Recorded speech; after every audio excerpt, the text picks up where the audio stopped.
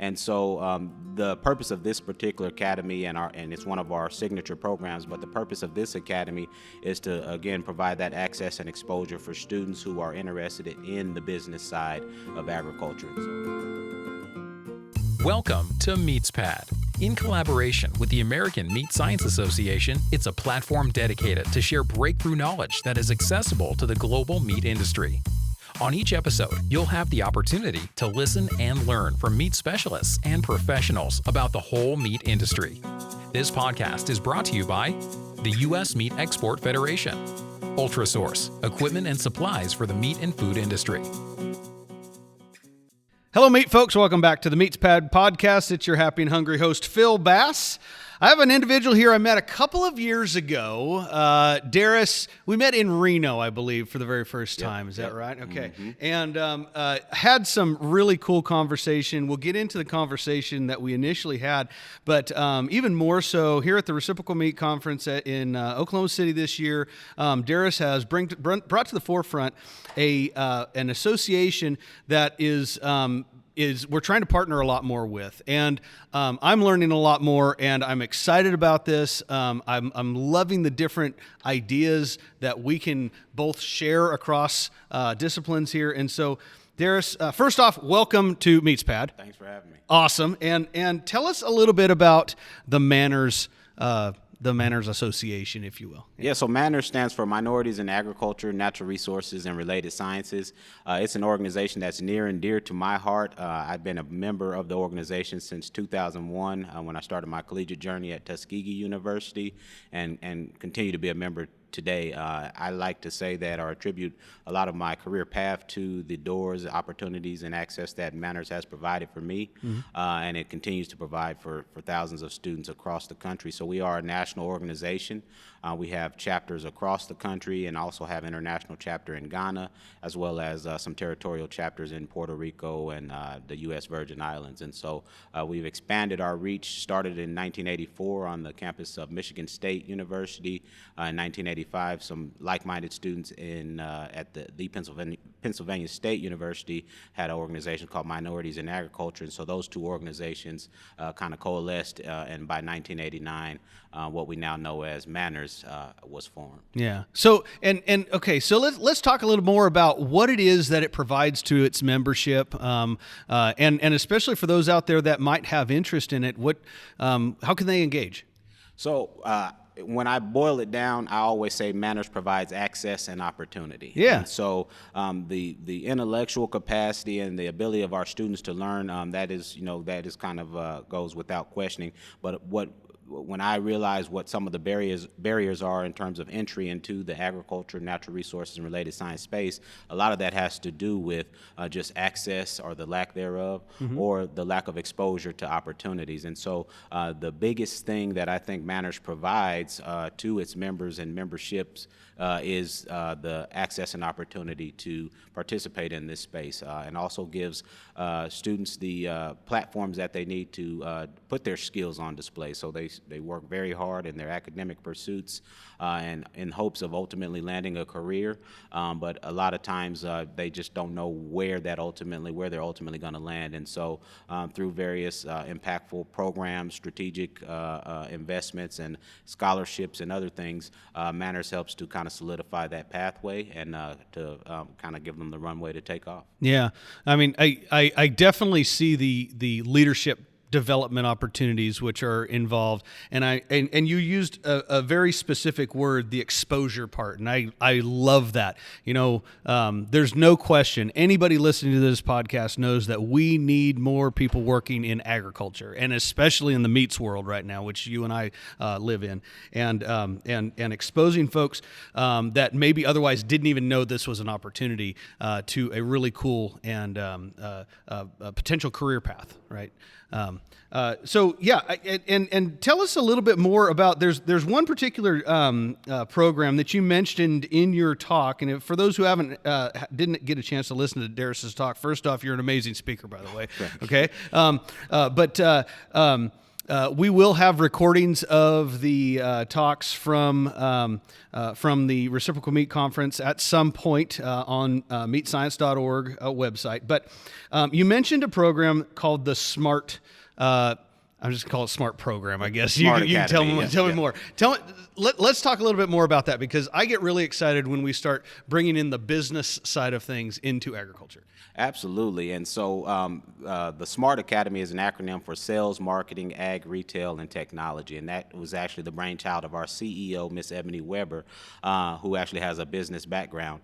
And so the purpose of this particular academy, and it's one of our signature programs, but the purpose of this academy is to, again, provide that access and exposure for students who are interested in the business side of agriculture. And so a lot of us are involved in the production side or the research and development.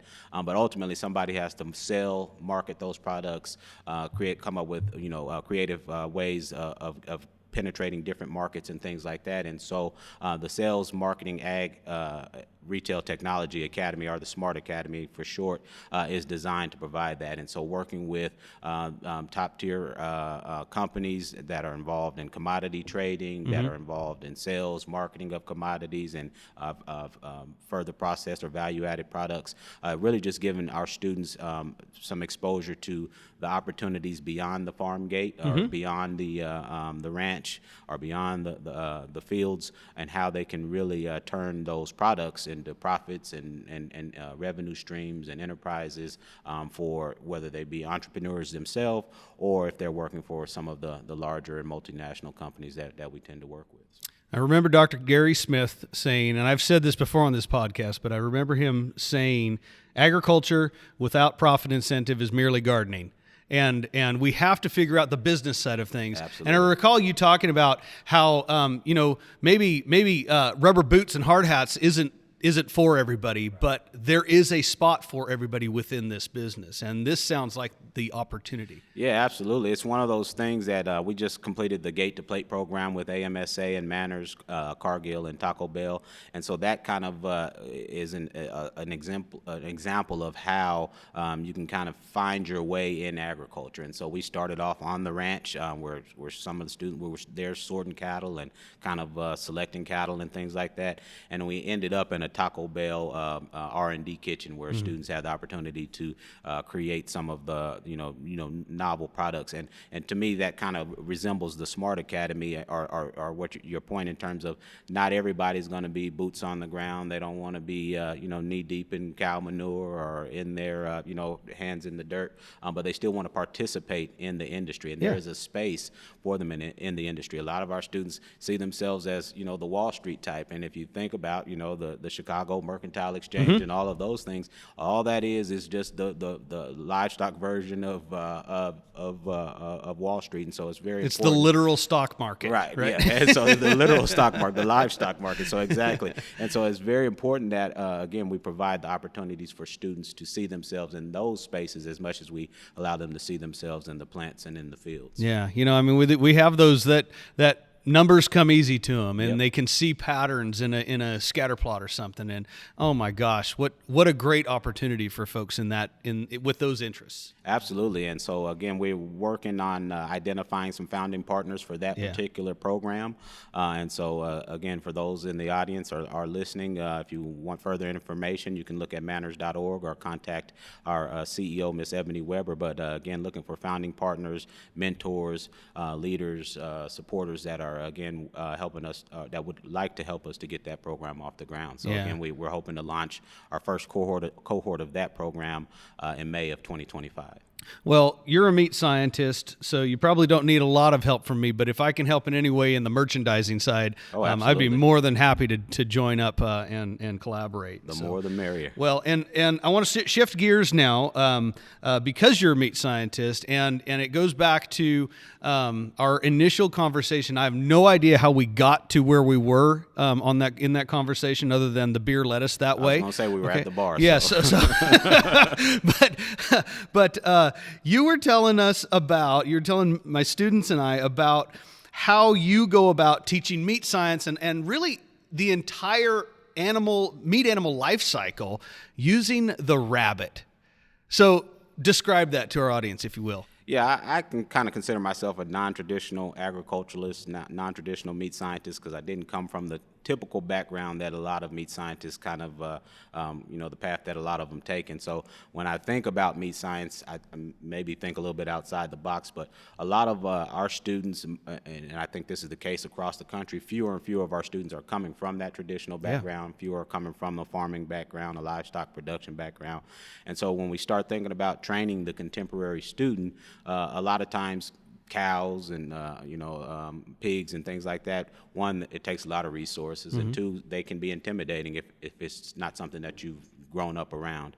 On the second hand, there's also, you may have your peers who did grow up on a big cattle ranch and things like that, and so in some of those classes they can tend to be dominating because they know some of those things like the back of their hand. And so we actually developed what we call the Farm to Fork Rabbit program, and we started it out actually it started out as an international engagement in which we had the goal of teaching international livestock production to some folks in Guatemala, to some women in Guatemala in the Western Highlands.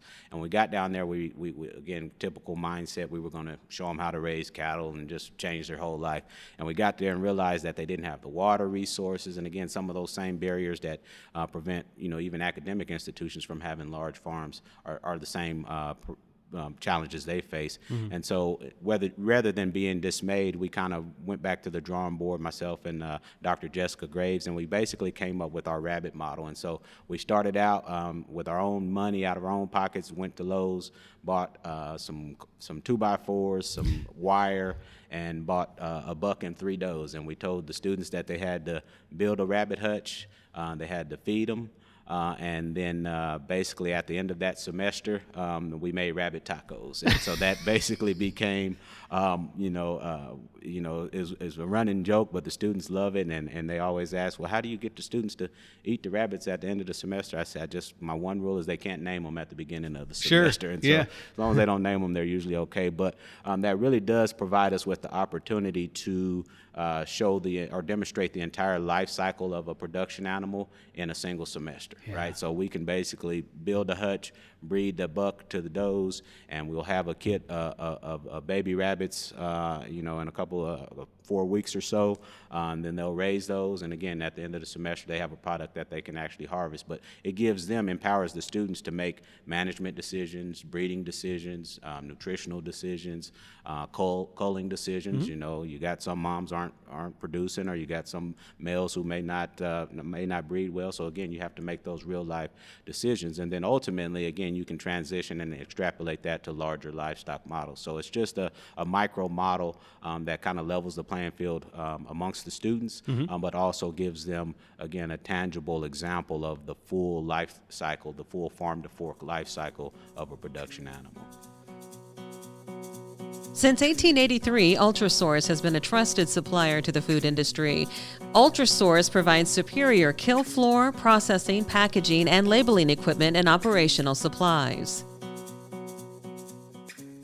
I say it when you're not in the room. I'm going to say it while you're in the room. That's a brilliant idea. I mean, you're showing the entirety of it. You're showing the good and the challenging parts of agriculture with a relative. I'm going to guess it's a relatively low cost input. Right. Yeah. And you're taking this model, and you've already alluded to it, but it's an international program that you're a part of. Tell me a little bit about how you are going out and sharing that information with those who need protein in their diet, and how did you get involved?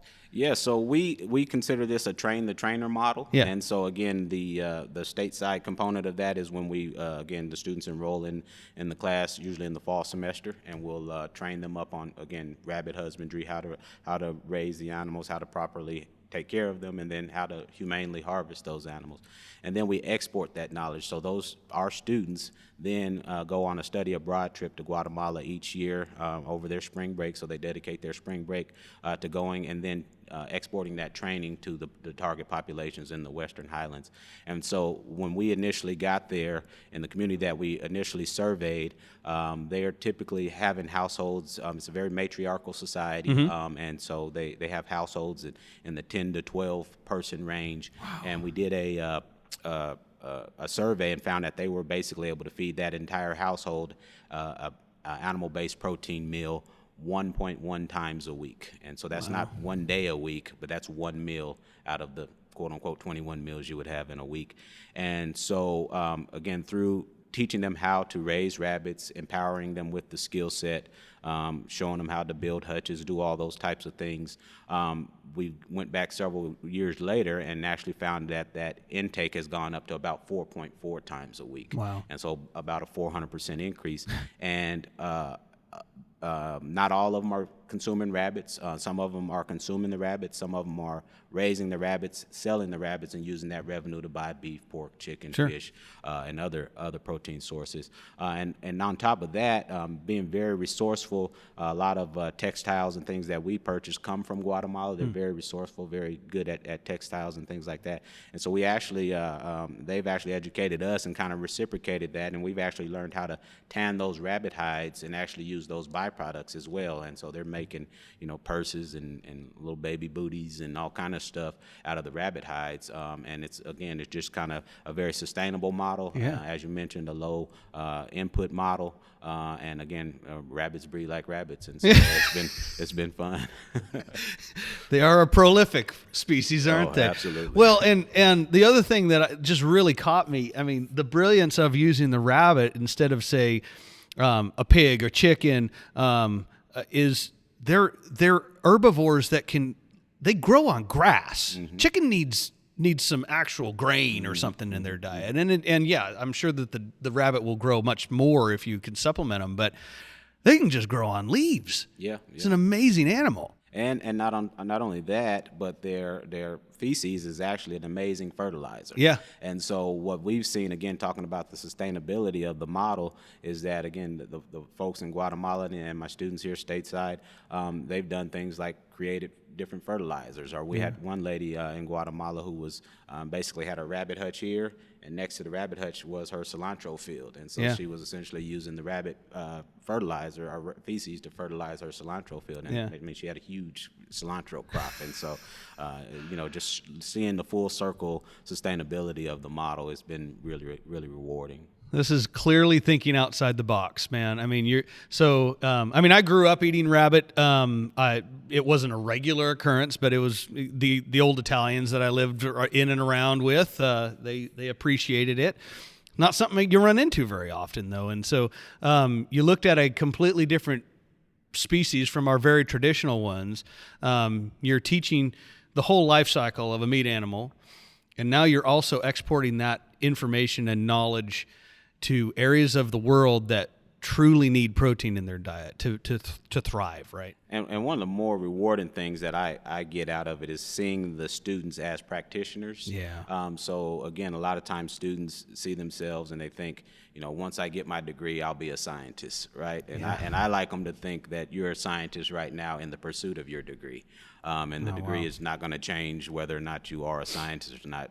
Either you are or you're not, right? And so when you see that they realize that when they are able to export that knowledge, because they put together all the training materials, they put together all the resources that we hand out, or and all the workshops that we actually administer in Guatemala, and so then they are very proud of the products that they ultimately deliver to the target audiences, and they come back feeling more empowered in terms of their ability to be a scientist. And so whether or not that makes them study harder when they get back, I don't know, but I do know that their confidence and their in themselves and in their pursuit of their career, they come kind of with more resolve in terms of what they ultimately want to do. I've had several students return back to Guatemala on their own dime and work with our in-country partners for an extended period of time because they want to follow up and do more.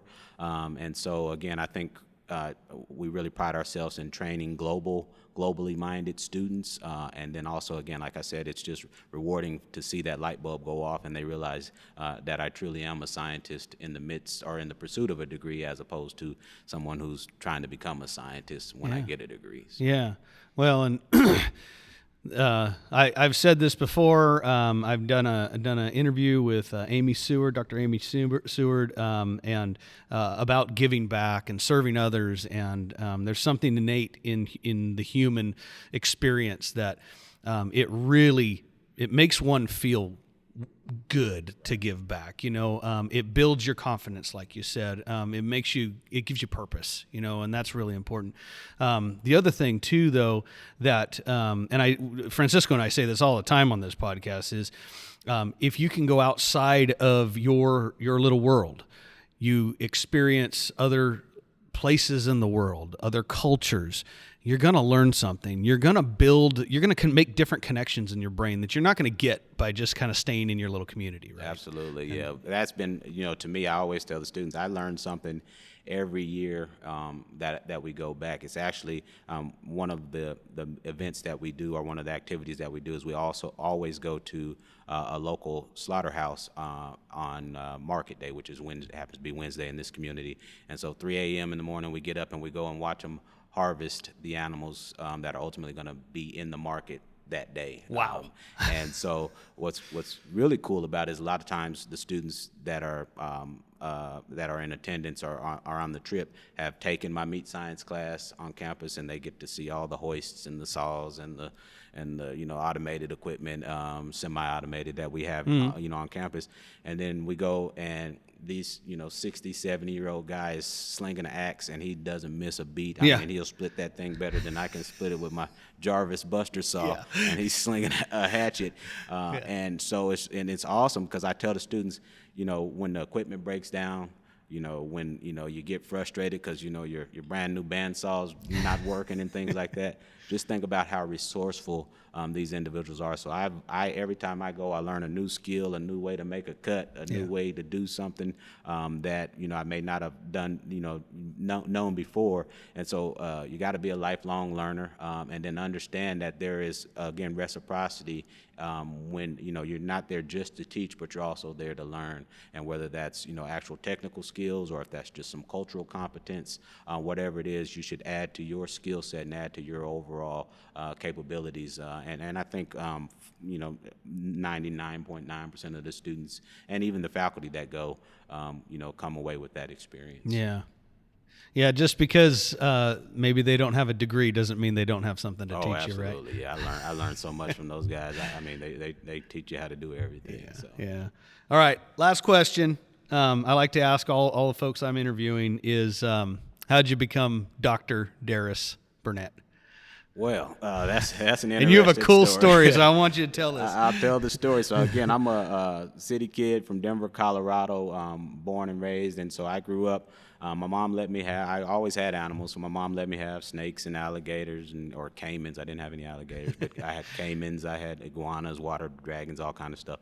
And so I grew up wanting to be the crocodile hunter. And so here comes college, and I applied to several schools. I got into Colorado State University. I think they gave me a $2,500 scholarship. I got a scholarship from Tuskegee, which was a full ride, and so Mom made the decision, hey, we're taking you to Tuskegee. And so that was probably one of the best decisions that she made for me, or we made together. But anyway, ended up at Tuskegee. They said pick a major, and so as we go down the list of majors, I saw animal science, and again, crocodiles are animals. I wanted to be the crocodile hunter, so I decided, hey, I'm gonna check this one. And so little did I know that animal science meant dealing with agriculture, livestock species, and things like that. And so I was ready to change my major to wildlife biology so I could pursue my dream of becoming a crocodile hunter. But I had a professor, and this is kind of a testament to the importance of passionate educators who really kind of let you get your hands dirty again and be a practitioner. Yeah. And so Dr. Noble took us to the goat farm, and our first activity in Intro to Animal Science lab was castrating goats. And I don't know what it was about castrating goats, but instead of getting 1 degree in animal science, I ended up getting 3, which included my doctoral degree. And so thank you, Dr. Noble. Yes, sir. I appreciate Dr. Noble for that Newberry knife. And so it was a great time. And he didn't just demonstrate it; he made us get down in there and get it done. And so it was an awesome experience. And so again, a lot of people ask me what I do as a meat scientist, and I say, well, in terms of animal science, some people get to breed them and feed them, some get to graze them and raise them, and as a meat scientist, I get to kill them and grill them. Yeah. And so that's my job in a nutshell, and that's how I became Dr. Burnett. There it is. Well, man, I really appreciate you taking the time. I appreciate all the giving back that you do. I appreciate you bringing MANRRS to our attention.